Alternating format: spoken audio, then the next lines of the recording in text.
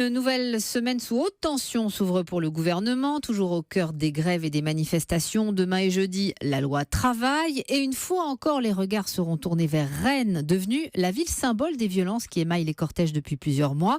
À tel point que Bernard Cazeneuve, ministre de l'Intérieur, a fait le déplacement hier dans la capitale bretonne pour réaffirmer la fermeté du gouvernement et pour annoncer des renforts en Ille-et-Vilaine d'ici septembre. Théo Manval, vous êtes en direct de Rennes pour Europe 1. Certains habitants ne reconnaissent plus leur ville.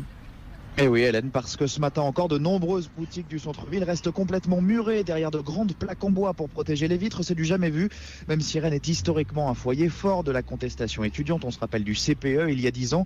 Personne ici n'a le souvenir de cortèges aussi violents que ces dernières semaines. Je m'attendais pas du tout à des choses comme ça. Toutes les boutiques qui sont fermées comme ça, c'est assez impressionnant. J'arrive pas à comprendre pourquoi il n'y a plus de tenue, il n'y a plus de respect. Oui, c'est important qu'on aille manifester son désaccord dans la rue, mais cette atmosphère, ça nous stresse.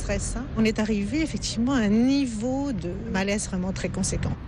Alors comment expliquer ces pavés jetés, ces abribus ou ces bureaux de poste vandalisés? Certains évoquent des groupes de casseurs venus d'ailleurs. Notre-Dame-des-Landes n'est qu'à 1 heure de route.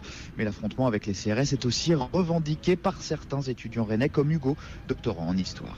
Pour créer un climat chaotique et pour rendre à terme la situation intenable pour le gouvernement. C'est pas la violence seule qui peut permettre d'inverser le rapport des forces, mais c'est pas non plus pour moi les manifestations de masse seules qui peuvent le permettre. Là, ce qui a vraiment cristallisé les tensions, c'est le fait de manifester avec une telle promiscuité avec les forces de l'ordre. D'avoir les CRS qui sont à 4-5 mètres de toi, créer les conditions de ces affrontements.